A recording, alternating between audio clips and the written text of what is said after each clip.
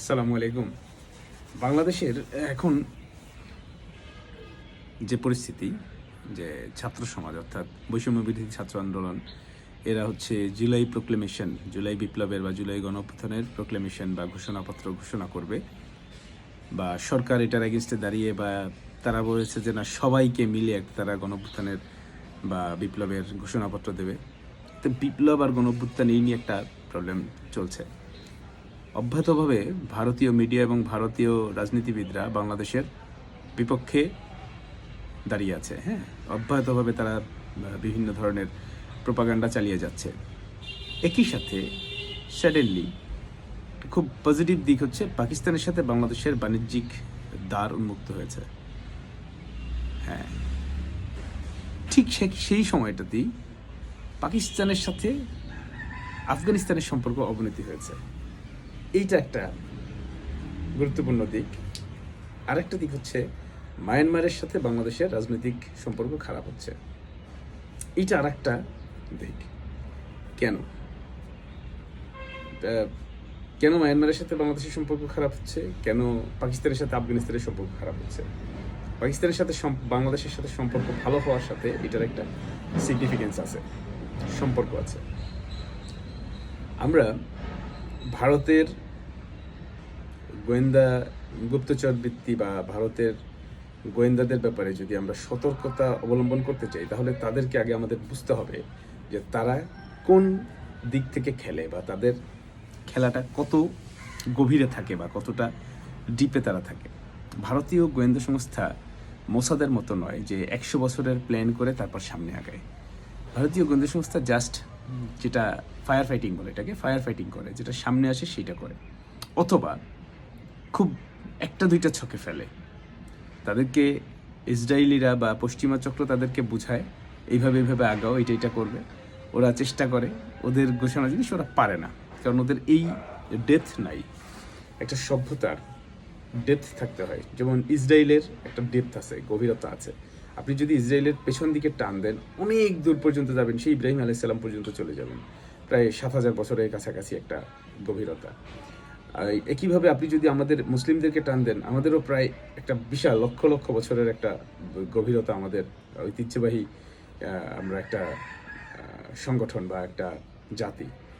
কিন্তু যারা মাজুস বা যারা হচ্ছে আপনার সনাতন, যারা মূর্তি পূজক, মুশরিক, তাদের ঐতিহ্য অত বেশি না। তাদের ঐতিহ্য খুবই ভাঙা, কারণ তারা কোনো কিছু লজিক দিয়ে বা এটাকে বলে চেইন, হিস্ট্রি চেইন, বা এটাকে বলে হচ্ছে ধারাবাহিকতাটা তাদের থাকে না। তারা কোনো একটা জায়গা থেকে শুরু করে, তারপর সেইটাকে এস্টাবলিশ করার জন্য নানান গল্প সাজায়। তো এই প্রবলেমটার কারণে এটা হচ্ছে ভারতীয়দের গোয়েন্দা সংস্থা টাকা আছে, লোক সংখ্যা আছে, এবং ভালো ট্রেনিং আছে। দ্যাটস ওয়াই ওরা অনেক গভীরে চলে যেতে পারছে বাংলাদেশে।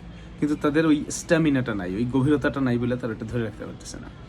তো এই ক্ষেত্রে যেটা সহজ হয়ে গেছে, আমরা যারা এইটা নিয়ে ঘাটাঘাটি করি, আমাদের জন্য এটা সহজ হয়ে গেছে বোঝা যে কেন পাকিস্তানের সাথে আফগানিস্তানের সম্পর্ক খারাপ হলো। পাকিস্তান মিলিটারির অনেক কিছুই আপনারা দেখেছেন যে বাংলাদেশের মিলিটারির অনেককেই ভারত কীভাবে ক্যাপচার করেছে। ঠিক একইভাবে পাকিস্তান মিলিটারির অনেকেই ভারতের করতলগত আছে। তাদেরকে দিয়ে তারা আফগানিস্তান একটা আক্রমণ করিয়েছে বা আফগানিস্তানের সাথে সম্পর্ক খারাপ করাচ্ছে। তার কারণটা হচ্ছে যাতে বাংলাদেশের সাথে পাকিস্তানের সম্পর্ক ভালো না হয়।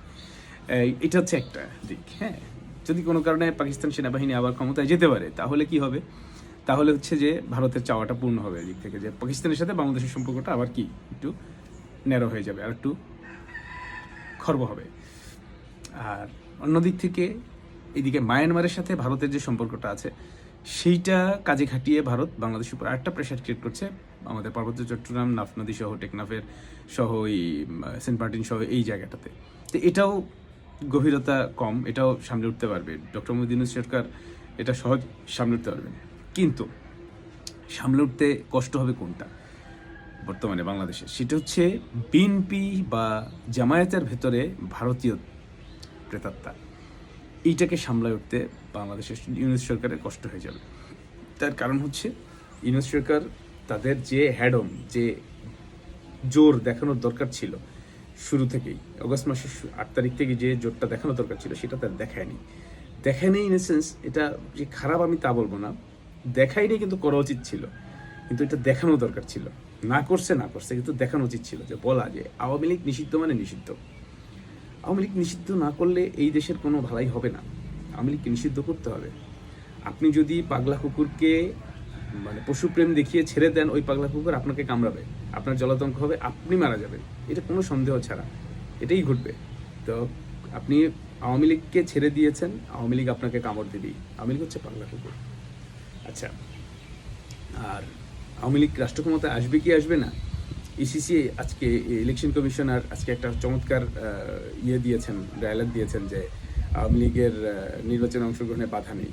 আমরাও বলি বাধা নেই, আসুক, দেখা যাক। বাংলাদেশের জনগণ যদি এরপরও আওয়ামী লীগকে ভোট দেয়, তাহলে বুঝতে হবে যে বাংলাদেশের জনগণ এটারই প্রয়োজন, মানে এটার জন্যই বাংলাদেশের জনগণের দরকার আছে এই আওয়ামী লীগকে। আর সত্যিকার অর্থে শেখ হাসিনা বা শেখ পরিবারবিহীন আওয়ামী লীগ শেখ পরিবার হতে দিবে না। দেখা যাক, এটা একটা মজার খেলা সামনে আসতেছে, এটা আমরা পরে কোনো এক সময় বিশ্লেষণ করবো। কিন্তু আমি এখন যেটা দেখছি এটা হচ্ছে যে আজকে 31 তারিখ, আজকে এই গণ অভ্যুত্থানের জুলাই বিপ্লবের ঘোষণাপত্র প্রচার করা উচিত, আজকে দেওয়া উচিত।